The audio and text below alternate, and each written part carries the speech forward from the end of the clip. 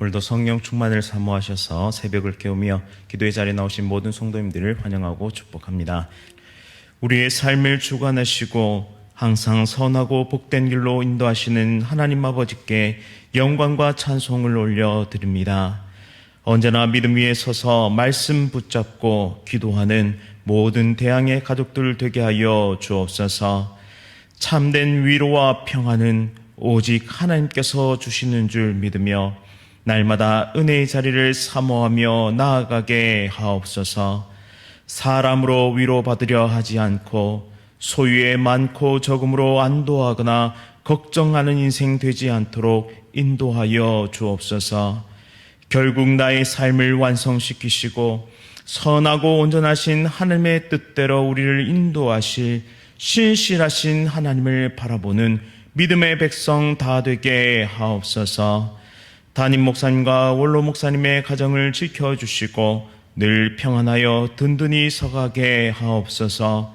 장로님과 모든 성도의 가정을 지켜주시며 자녀들에게 복을 주시고 삶의 지경이 날마다 복음의 능력으로 확장되게 하옵소서. 몸과 마음과 정신과 영혼의 질병으로 아파하는 귀한 성도들의 간절한 기도에 응답하시고 치료하여 주옵소서. 속히 회복되게 하옵소서. 군 복무 중인 주의 자녀들, 해외와 타지에 나가 있는 자녀들을 눈동자와 같이 지켜주시며 사랑하는 선교사님들의 모든 사역 위에 큰 능력과 은혜를 부어 주옵소서. 천사 찬양대의 찬양 기쁘게 받아 주시오며 오늘 선포되는 말씀 통해 하나님의 뜻을 붙잡고 기도할 때 하늘의 문을 여시사 큰 능력과 은혜로 함께하여 주옵소서. 성령의 강력한 역사가 나타나게 하옵소서. 예수 그리스도의 이름으로 간절히 기도드립니다. 아멘. 오늘 하나님께서 우리에게 주시는 말씀은 레위기 24장 1절부터 23절까지의 말씀입니다. 구약 성경 184면에 있습니다. 레위기 24장 1절부터 23절까지의 말씀 한 절씩 교독하실 때 살아계신 하나님의 음성 들으시기 바랍니다. 여호와께서 모세에게 말씀하여 이르시되 이스라엘 자손에게 명령하여 불을 켜기 위하여 감람을 찌어낸 순결한 기름을 내게로 가져오게 하여 계속해서 등잔불을 켜둘지며 아론은 회막안 증거궤 휘장 밖에서 저녁부터 아침까지 여호와 앞에 항상 등잔불을 정리할지니 이는 너희 대대로 지킬 영원한 규례라. 그는 여호와 앞에서 순결한 등잔대 위에 등잔들을 항상 정리할지니라. 너는 고운 가루를 가져다가 떡 12개를 굽되 각 덩이를 10분의 2 에바로 하여 여호와 앞 순결한 상 위에 두 줄로 한 줄에 6씩 진설하고 너는 또 정결한 유향을 그 각 줄 위에 두어 기념물로 여호와께 화제를 삼을 것이며 안식일마다 이 떡을 여호와 앞에 항상 진설할지니 이는 이스라엘 자손을 위한 것이요 영원한 언약이니라. 이 떡은 아론과 그의 자손에게 돌리고 그들은 그것을 거룩한 곳에서 먹을지니 이는 여호와의 화제 중 그에게 돌리는 것으로서 지극히 거룩함이니라. 이는 영원한 규례니라.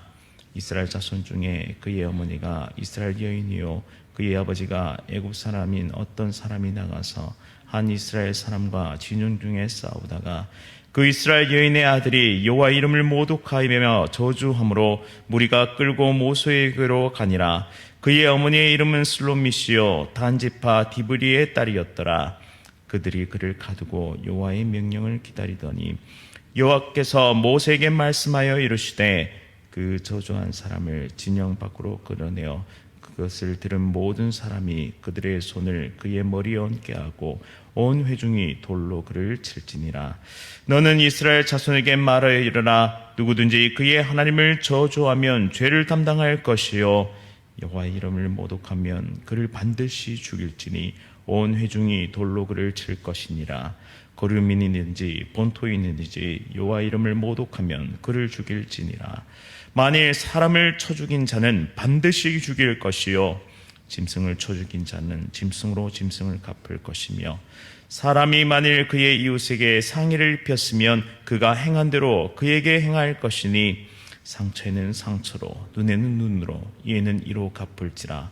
남에게 상의를 입힌 그대로 그에게 그렇게 할 것이며, 짐승을 죽인 자는 그것을 물어줄 것이요 사람을 죽인 자는 죽일지니, 고르민에게든지 본토인에게든지 그 법을 동일하게 할 것은 나는 너희의 하나님 여호와임이니라. 함께 읽겠습니다.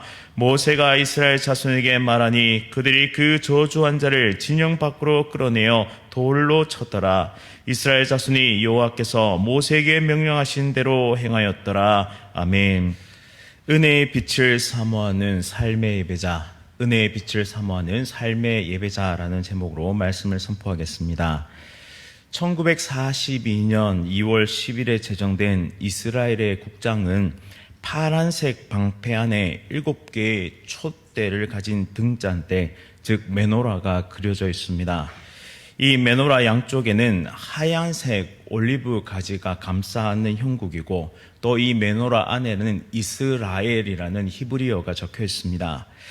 이스라엘 국장에 그려져 있는 이 등잔대, 그것은 영원한 빛이 되시는 여호와 하나님의 보호와 인도하심을 상징하는 것입니다. 이 성소 안에는 3가지 기구가 있었는데요. 가장 안쪽에는 분향단이 있었고, 북쪽에는 등잔대가 있었고, 남쪽에는 진설병 상이 놓여져 있었습니다. 제사장은 성소에 있는 이 3가지 기구를 잘 관리해야 했는데요. 오늘 본문에는 이 기구들의 관리법이 소개됩니다. 등잔대는 1달란트짜리 순금을 쳐서 만들었는데, 1달란트를 환산해 보면 약 34kg입니다. 국내 금시세로 환산해 보면 27억 원 정도 되는데요. 제사장의 중요한 임무 중 하나는 항상 등잔대에 불을 켜놓아야 하는 것입니다. 그러니 등잔대에서 얼마나 많은 재와 끓음이 나왔겠습니까? 따라서 제사장은 등잔대에 불이 계속 켜져 있도록 감람유, 즉 올리브유를 공급해야 했고, 동시에 재와 거름을 매일 제거하는 일을 감당해야 했습니다. 감람유 또한 열매에서 짜낸 불순물과 찌꺼기를 철저하게 제거한 정제된 상태의 온전한 순전한 기름을 드려야 했습니다. 그러니 등잔불을 밝히고 관리하는 이 한 가지 일에만 해도 많은 수고와 노력이 필요했습니다. 또 제사장들은 아침마다 등잔대 위에 타고 남은 재를 청소하고 심지를 갈았는데요. 왜냐하면 회막 내부는 3중 혹은 4중으로 덮개가 덮여 있어서 자연 채광이 전혀 들어오지 못하는 구조였기 때문에 이 캄캄한 어둠을 항상 밝힐 불이 계속 켜져 있어야 했습니다. 이어서 5절부터는 진설병을 드리는 규례에 대한 설명이 나오는데요. 진설병에서 진설은 펼쳐둔 떡이라는 뜻입니다. 하지만 정식 명칭은 얼굴의 떡이라는 뜻을 가지고 있습니다. 얼굴의 떡. 하나님의 얼굴을 뜻하는 말이면서 동시에 하나님의 임재 언약을 상징하는 떡을 말합니다. 8절에서 9절 보시면 제사장들은 이 떡을 안식일마다 규칙적으로 진설해야 했고, 이 떡은 거룩한 것이며 제사장에게만 허락되었습니다. 6개씩 2줄로 진설하였는데, 진설병은 12지파를 상징합니다. 각 줄에는 향기로운 유향을 첨가하였는데요. 이 떡은 부풀린 것이 아니기 때문에 드리자마자 곧 이내 딱딱하게 굳었을 것입니다. 일주일 만에 제사장이 새로운 떡을 진설한 다음 가지고 나온 떡을 새롭게 조리해서 먹었습니다. 이 진설병의 크기는 10분의 2 에바, 즉 4.4리터 상당의 크기였는데요. 생각보다 크고 무겁습니다. 앞서 살펴본 꺼지지 않는 등불과 정성껏 진설한 거룩한 떡이 마주보고 있는 형태였는데, 이것이 뜻하는 의미는 무엇일까요? 바로 꺼지지 않는 등불은 어두움을 몰아내고 맞은편에 있는 거룩한 떡, 즉 12개의 진설병을 비추고 있었습니다. 이는 여호와 하나님의 거룩한 빛이 이스라엘 백성을 향해 항상 비추고 있는 바로 여호와 하나님의 은혜의 빛을 상징합니다. 여호와 하나님께서는 모세에게 명령하시기를 아론과 그의 아들들에게 이스라엘 자손을 위해 이렇게 축복하라라고 말씀하시는데요. 그 내용은 제사장의 축복인 민수기 6장 24절부터 26절까지의 말씀입니다. 여호와는 내게 복을 주시고 너를 지키시기 원하며 여호와는 그의 얼굴을 비추사 은혜 베푸시기를 원하며 여호와는 그의 얼굴을 내게로 향하여 드사 평강 주시기를 원하노라 할지니라 라고 말씀합니다. 여기에서 여호와는 그의 얼굴을 비추사라는 부분이 꺼지지 않는 등잔대와 진설병을 연상케 합니다. 예수님은, 신약시대의 예수님은 어둠이 가득한 세상 가운데 빛이 되십니다. 꺼지지 않는 그 빛에 나오는 자는 모두가 영생을 얻게 되는데요. 어둠의 자식들에게 은혜를 베푸셔서 그 십자가의 은혜로 말미암아 빛의 자녀가 된 그리스도인인 저와 여러분들은 우리 안에 계신 예수의 영으로 말미암아 빛을 비추는 삶을 살아가게 되었습니다. 이제는 어둠에 장식당하고 그리고 죄에 잠식당하는, 지배당하는 삶이 아니라 오히려 복음의 빛을 내비추며 의의 빛을 내비추는, 예수 그리스도의 생명의 빛을 비추는 하나님의 거룩한 백성이 되었음을 우리는 날마다 믿으면서 나가야 할 줄 믿습니다. 또한 예수님은 생명의 떡이 되어 주셨는데요. 오늘도 우리에게 성만찬을 통해 예수님의 살을 먹음으로 하나님과 친밀한 교제를 누리게 하십니다. 굶주리고 목마른 인생, 어디에도 만족감과 평안을 누릴 수 없는 그런 연약하고 유한한 인생 가운데 예수 그리스도께서는 영원한 양식이 되어 주심으로 목마르지 않도록, 배고프지 않도록 우리를 인도하여 주십니다. 그리하여 우리는 이 세상이 누릴 수 없는 참된 만족과 기쁨을 누리면서 진정한 행복을 누리게 된 것이죠. 즉 하나님 안에 기뻐하는 인생, 하나님 안에 즐거워하는 인생, 하나님 안에 평안과 기쁨을 누릴 수 있는 참된 인생의 행복을 선물 받았습니다. 따라서 우리 삶에 필요한 것은 거룩한 빛이 되시고 생명의 떡이 되시는 예수님을 날마다 따르는 삶의 예배자가 되어야 한다라는 사실입니다. 제사장들이 등잔대의 등불이 꺼지지 않도록 관리하고 정성껏 준비한 진설병을 드렸던 것처럼 예수님의 은혜의 빛을 사모함으로 기도의 자리, 말씀의 자리로 나아가야 한다라는 사실입니다. 즉 예배의 자리를 사모하며 그 예배 가운데 비추시는 하나님의 은혜의 빛을 사모하는 거룩한 예배자들이 되어야 한다라는 사실입니다. 따라서 참 포도나무이신 예수님에게 접붙여진 가지인 우리들은 반드시 예수님으로부터 양분을 공급받아야만 합니다. 그래야만 좋은 포도 열매를 맺을 수 있는데요. 우리 안에 예수님으로 가득 찰 때, 우리 안에 복음의 빛이 가득 찰 때 우리는 비로소 선한 열매를 가득 맺을 수 있는 그런 인생을 살아갈 수 있는 것입니다. 사랑하는 성도님 여러분, 열매를 보면 그 나무를 안다고 말합니다. 좋은 나무는 좋은 과실을 맺을 수밖에 없습니다. 만약 우리가 참 포도나무 원줄기 되시는 예수 그리스도께 완전히 접붙여진 인생을 살아간다면 우리에게는 반드시 선한 열매, 의의 열매가 맺어져야 합니다. 만약 그렇지 않다면 나는 예수 그리스도를 의지하고 있는가? 전적으로 예수 그리스도께 나의 삶을 의탁하고 있는가를 고민해 보아야 한다는 사실입니다. 따라서 오늘 하루도 우리가 참된 의의 빛이 되시고 생명의 빛이 되신 예수 그리스도께 우리의 삶을 드리고 말씀의 양식을 붙잡고 예배의 자리로 나아가는 참된 예배자들이 될 수 있기를 간절히 바랍니다. 이제 10절부터 23절까지의 말씀 보시면 안타까운 사건이 기록되어 있는데요. 싸움 중에 여호와 하나님의 이름을 모독한 사건이 나타납니다. 그의 어머니는 이스라엘 사람이었고 그의 아버지는 애굽 사람이었는데요. 그가 진영 중에서 한 이스라엘 사람과 다툼을 벌이게 됩니다. 이때 그 사람이 분에 못 이겨서 이 감정을 주체하지 못해서 여호와의 이름을 모독하며 저주하는 일이 발생합니다. 이에 모세는 하나님의 말씀을 따라 이 사건의 당사자를 진영 밖으로 끌어내어 사람들로 하여금, 현장에서 저주의 소리를 들었던 사람들로 하여금 돌을 던져 사형을 집행하도록 명령합니다. 하나님의 이름을 저주한 자도 그 저주의 말을 들은 사람도 모두 죄의 책임이 있었기 때문입니다. 그래서 하나님의 이름을 모독하는 소리를 듣고도 가만히 있으면 그 죄로부터 자유로울 수 없었습니다. 본토인이든지 거류민이든지 상관없이 같은 형벌이 주어졌습니다. 돌로 쳐서 돌 무더기를 만드는 형식으로 이 사형이 집행되는데요. 실제로 어떻게 돌 무더기를 쌓았는지 자세한 언급을 찾아볼 수는 없습니다. 그런데 한 주석가는 다음과 같이 설명합니다. 죄인을 눕힌 뒤에 머리에 큰 돌로 내리 누르고 다른 부위는 더 작은 돌들로 덮어서 돌무덤을 만들었다라고 설명합니다.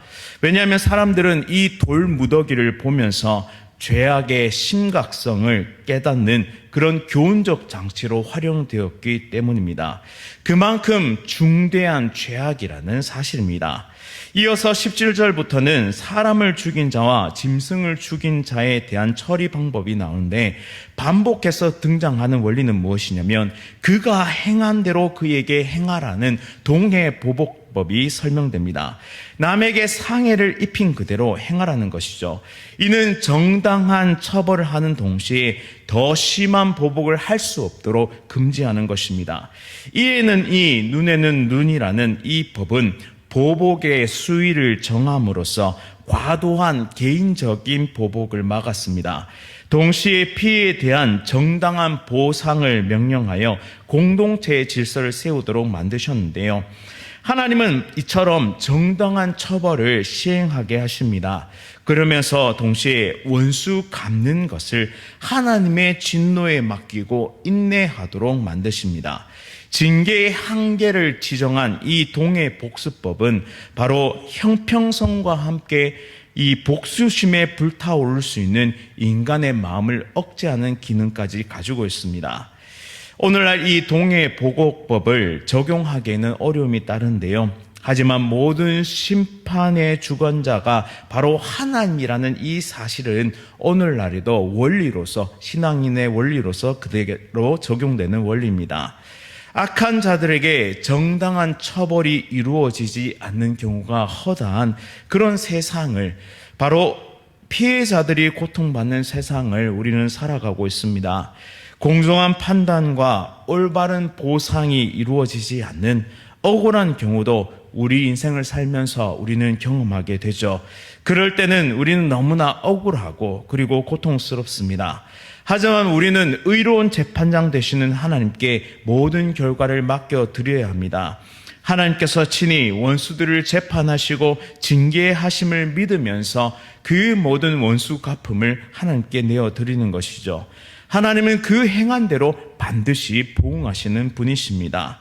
이 모든 사실을 기억할 때 우리는 한 가지 중요한 사실을 깨닫게 되는데, 그것은 무엇이냐면 믿음은 단순히 말로 고백하거나 생각으로 인정하는 것으로 그치지 않는다는 데 있습니다.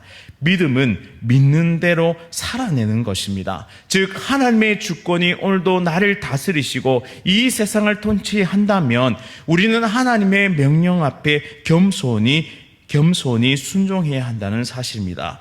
이 동해보복법이 예수님의 시대에 어떻게 바뀌었습니까? 바로 원수를 사랑하라라는 것까지 나가게 된 것이죠. 즉 우리의 본성에 반하는 그 영역에까지 우리는 나아가도록 부르심을 받았습니다. 이것은 우리의 능력이나 우리의 힘으로 할 수 있는 것이 아니며 우리 안에 거하시는 성령 하나님의 능력과 힘을 의지할 때 우리의 본성에 반하는 그 능력에까지 우리는 이룰 수 있다라는 사실입니다.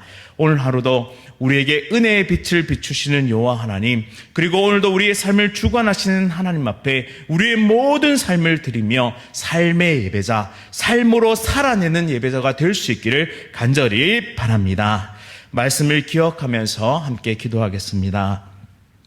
사랑과 은혜가 풍성하신 하나님 아버지, 오늘 말씀을 통해 삶의 예배자로 살아가도록 초청하시니 참으로 감사드립니다. 날마다 하나님의 은혜의 빛을 사모하며 기도의 자리, 말씀의 자리, 예배의 자리로 나오게 하여 주옵소서. 제사장들이 끊임없이 하나님께서 정하신 규례를 지키기 위해 몸부림치며 애썼던 것처럼 하나님께서 우리를 초청하시는 그 초청의 자리에 우리의 마음을 드리고 중심을 드리고 우리의 모든 전 인격을 드림으로 예배하는 자, 예배의 자리로 나오는 자, 하나님의 은혜의 빛을 바라보는 자들이 될 수 있도록 인도하여 주옵소서. 특별히 우리의 삶의 주관자이시며 우리를 지키시는 하나님과 함께 믿음의 길을 달려갈 수 있도록 인도하여 주시고, 날마다 참 포도나무 되시는 예수님께 접붙여져서 여호와 하나님을 바라보며 날마다 예수님과 동행하는 참된 제자가 되게 하여 주옵소서.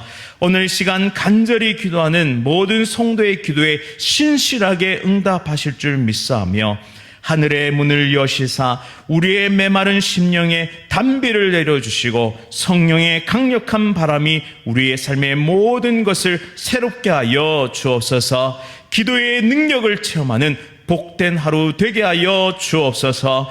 예수 그리스도의 이름으로 간절히 기도드립니다. 아멘. 하늘에 계신 우리 아버지여, 이름이 거룩히 여김을 받으시오며 나라가 임하시오며 뜻이 하늘에서 이루어진 것 같이 땅에서도 이루어지이다. 오늘 우리에게 일용할 양식을 주시옵고 우리가 우리에게 죄 지은 자를 사하여 준 것 같이 우리 죄를 사하여 주시옵고 우리를 시험에 들게 하지 마시옵고 다만 악에서 구하시옵소서. 나라와 권세와 영광이 아버지께 영원히 있사옵나이다. 아멘. 오늘은 인도네시아에서 복음 전하시는 박기준 선교사님을 위해 기도하겠습니다. 언어를 잘 공부해서 현지에서 잘 섬길 수 있도록, 또한 엘레오스 교단과 잘 협력하여 현지 지도자들과 원만한 관계를 맺고 신학교에서 가르칠 수 있는 실력을 갖출 수 있도록, 또한 영육 간의 강건함 주시고 보내신 땅에서 복의 통로로 쓰임받을 수 있도록 우리 인도네시아 박기준 선교사님을 위해 함께 기도하겠습니다. 오늘 하루도 성령 충만으로 승리하십시오.